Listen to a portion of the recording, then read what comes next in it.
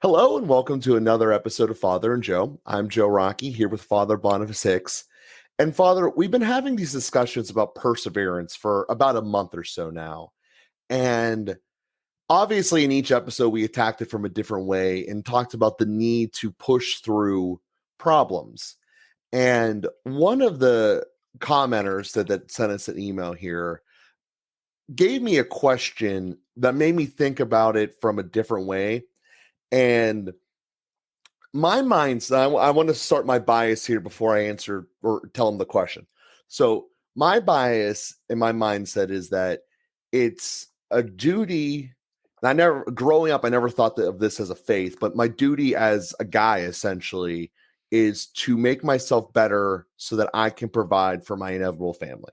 That was the mindset I had coming up through life.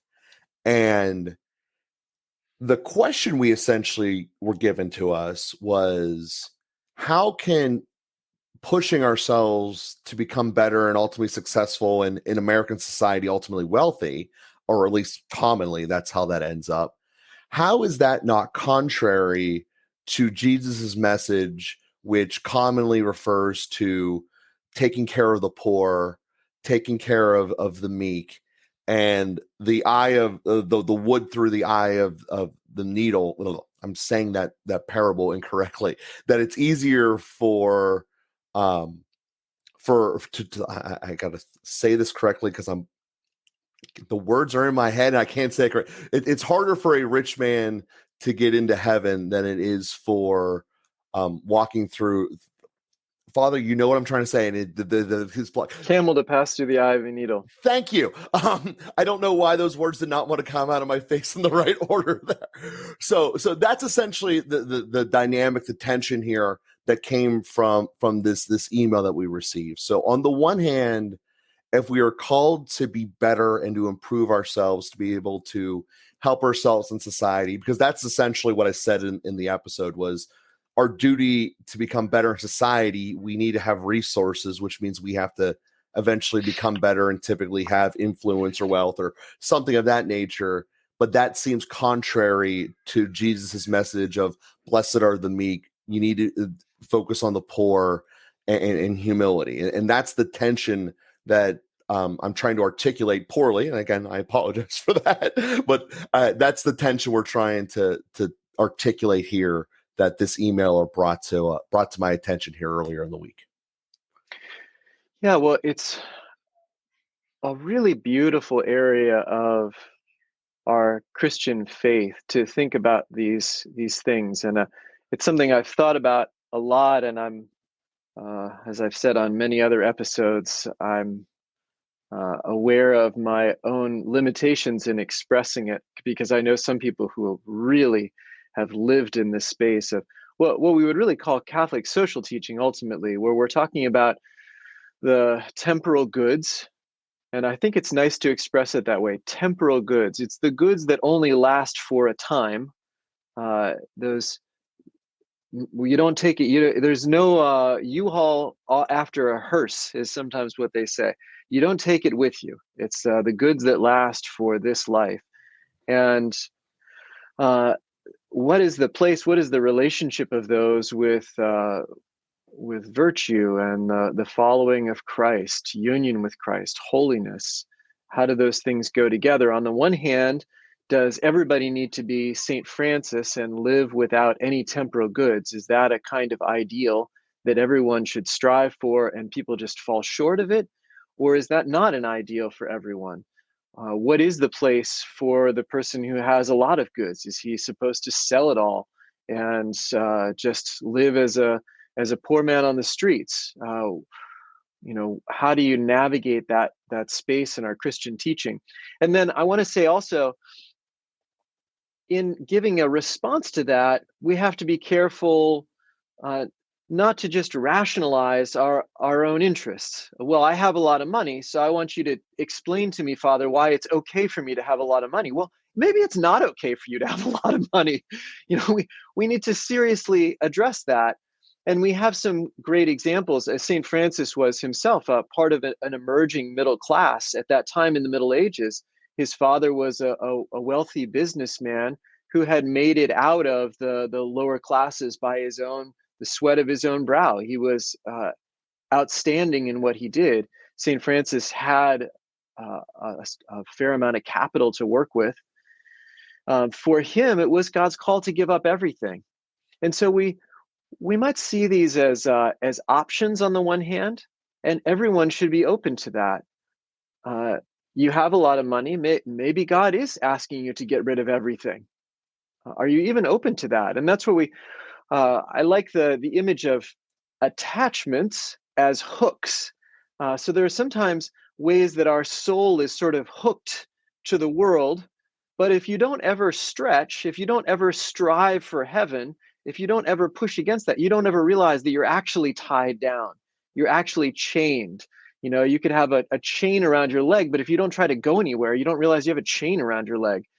And so I think it's a useful spiritual exercise for everyone to see, like, maybe I should give up everything.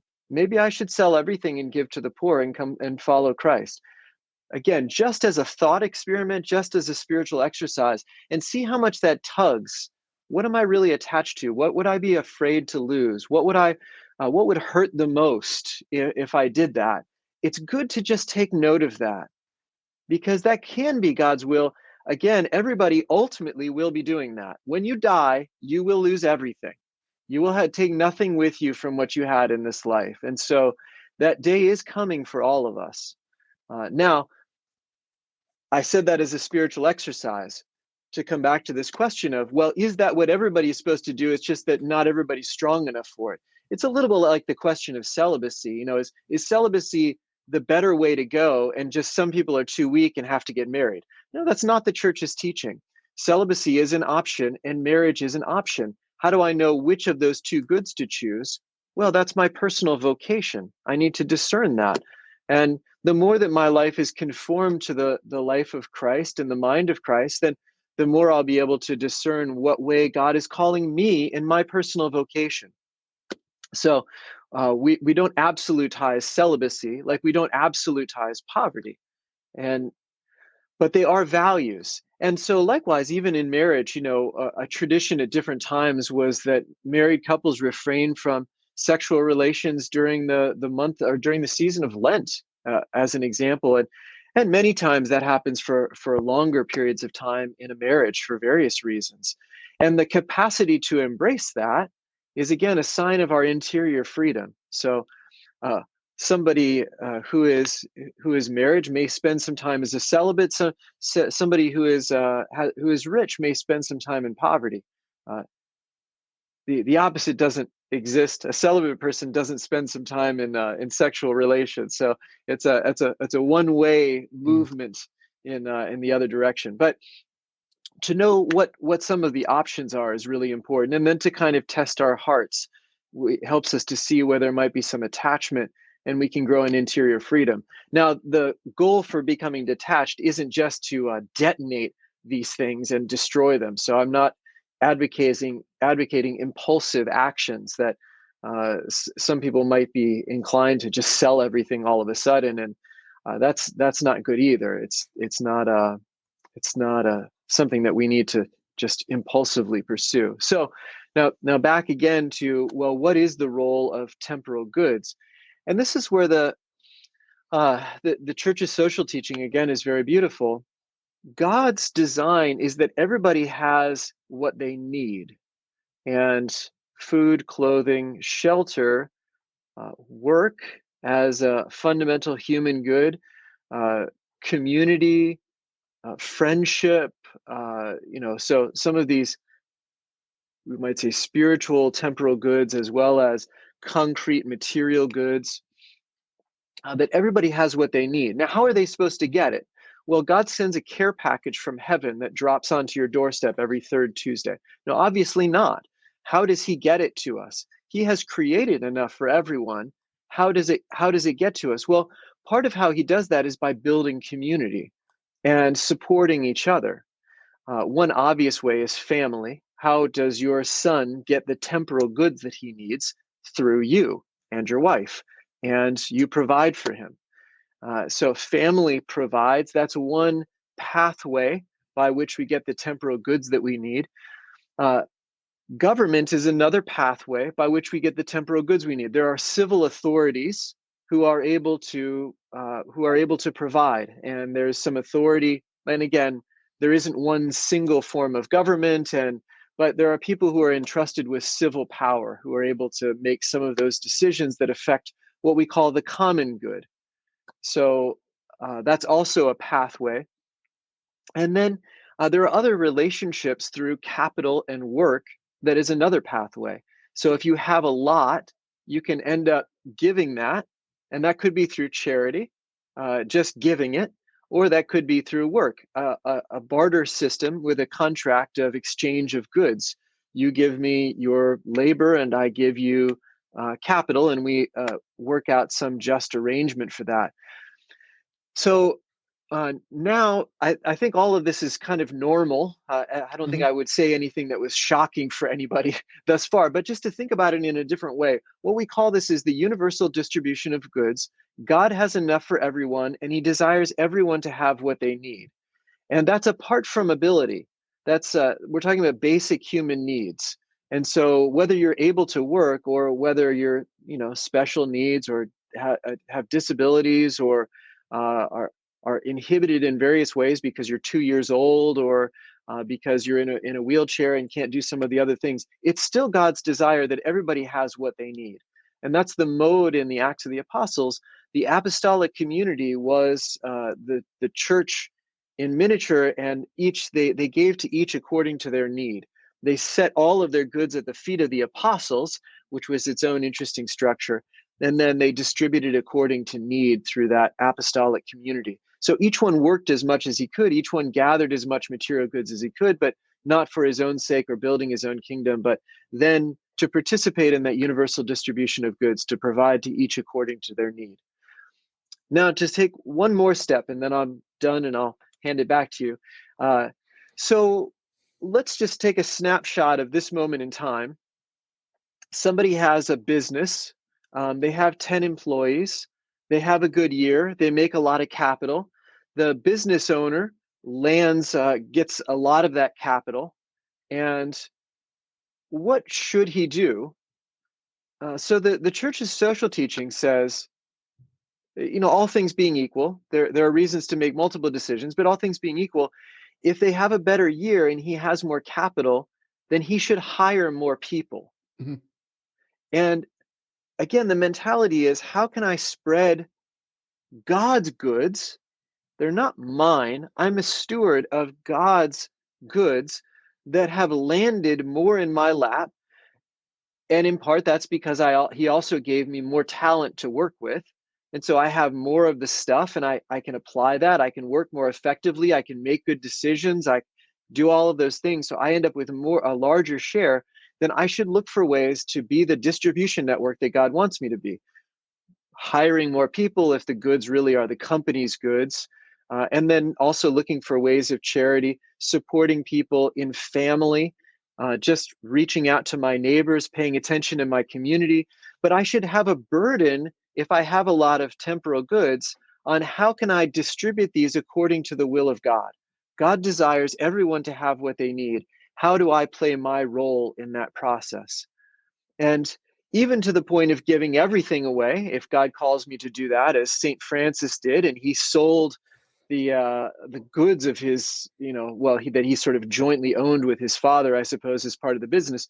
But he sold things off and he gave to the poor. He started that distribution network at that moment in time, and that was really a response to God's extraordinary call, and it led to a chain reaction of a lot of things that he couldn't have anticipated and didn't strategize. But the question has to be, and we need to ask this question regularly enough: how do you want me to manage your goods, Lord? And I'm willing to be totally poor.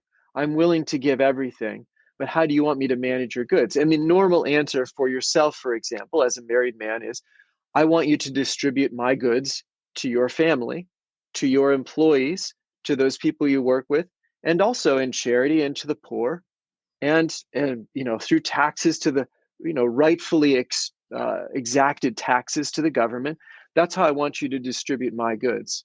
And then that's always going to be a little bit of a balancing act, what percentage goes where, but Mhm. that's the basic process of how we're handling temporal goods. Yeah, so it's good to know that before you even taught me stuff that I actually did some things correctly. Because when I read that email, I went through that thought process that you outlined there as the thought experiment, and to give people the answers. You people have been listening to me long enough, you probably know what I'm going to say anyway. My first thought with it was, I made a promise, an obligation before even the vows of marriage that I would take care of Teresa. And my first thought was, in this society, we still need to have, gas, electric, and make sure that we still have a house. So, obviously that kind of thing needs to be taken care of. But it went through that process, and ultimately, when I got to the why to do this or why not to do this, it came back to I think your favorite word on Father and Joe, the relationships I've created, and as you were going through that, I mean, the first part I took, very personal, and the second part, obviously still personal, but it was about the business. And the way that I took that answer, contrasting hiring more employees versus selling everything off, I look at it like this: as there's a time for both. It's not in either or. It can be a combination of all the above, because effectively, what hiring more people is expanding your business. Because there's not many people who are successful and good at creating businesses. It also is something that is very taxing and draining on the individual that you really can't do forever. So there will be a time where it's to give it to someone else. Um, but my thought process about why I think it's essential to grow the business, especially in an ethical and virtuous way, is that, and this is the question I have, because I'm about to say something I feel might be one of the deadly sins. I feel that I need to have control of it because I don't trust anyone. I don't trust the government to do it as well as I could. I guess at the end of the day is how I'm saying that.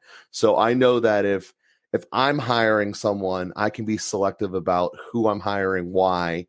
Do I believe they actually will keep their word, and therefore be able to help this whole thing grow?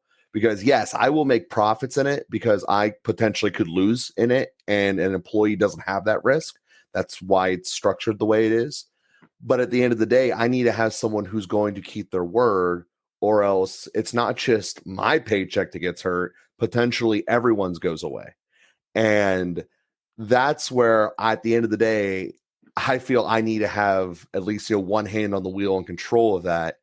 But as I'm saying that out loud and thinking through that process, it really sounds like pride. I mean, at the end of the day, and that being one of the deadly sins of what we're supposed to avoid here. So I think I just stepped into a different puddle of tension that I didn't know that I was going to, as I'm kind of going through these thought experiments. Which, again, I appreciate the email to bring this up, but I want to walk into that part of it because I trust myself. I know my process. I know how my relationship is with God and my employees.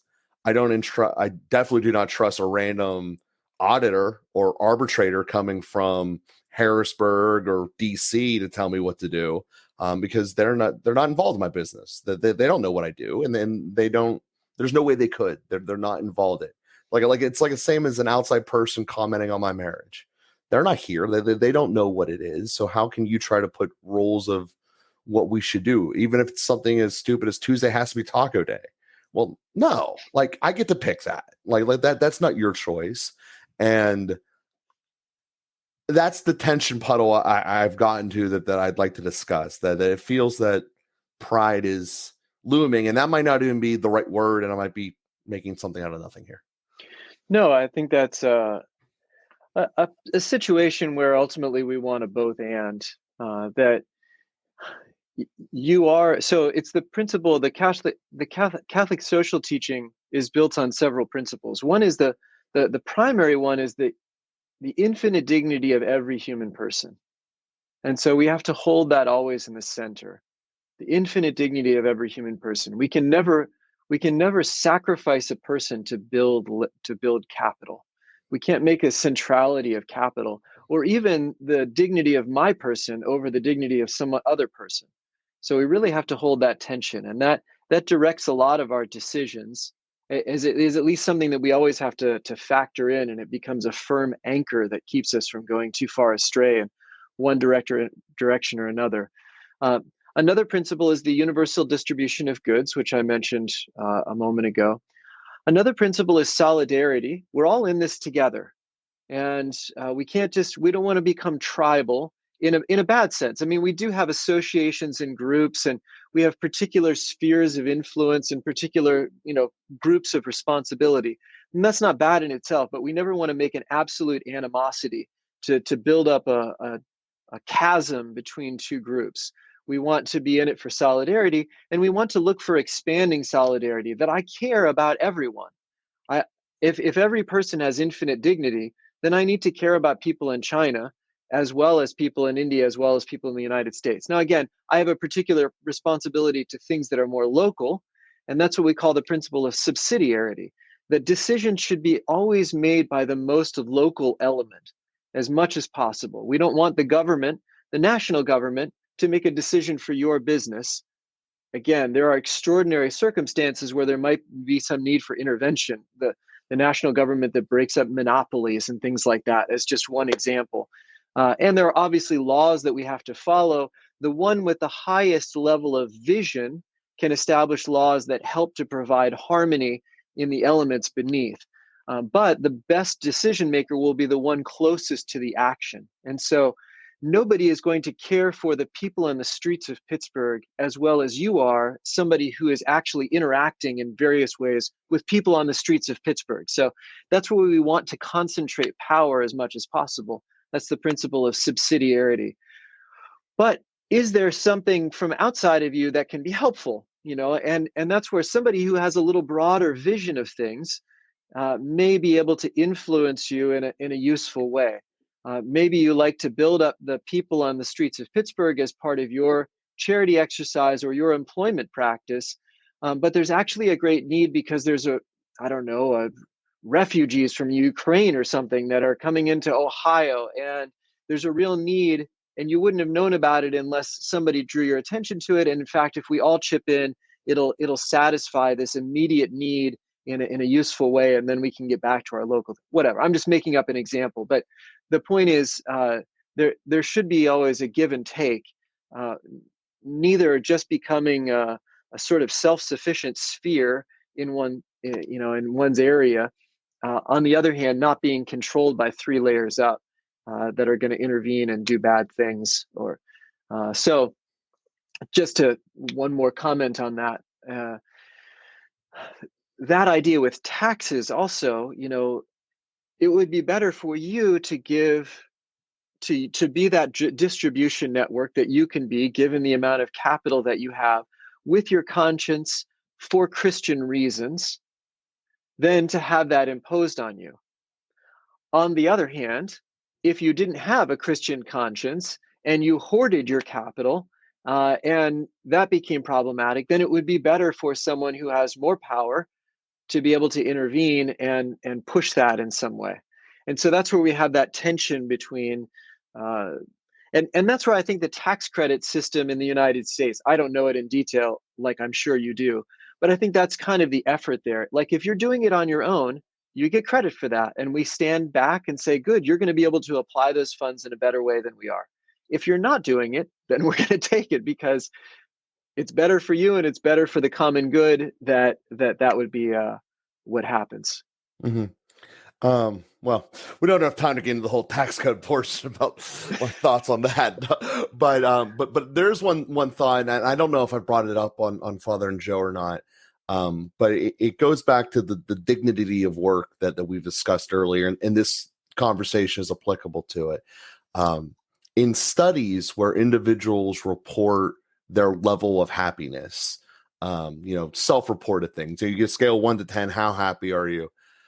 The number one indicator that indicates where people self-select their happiness level isn't how much money they make. It isn't how much, where they live or anything like that. It's, do they work more than 20 hours a week, or have they done that prior in their lives? It is the largest indicator in this country.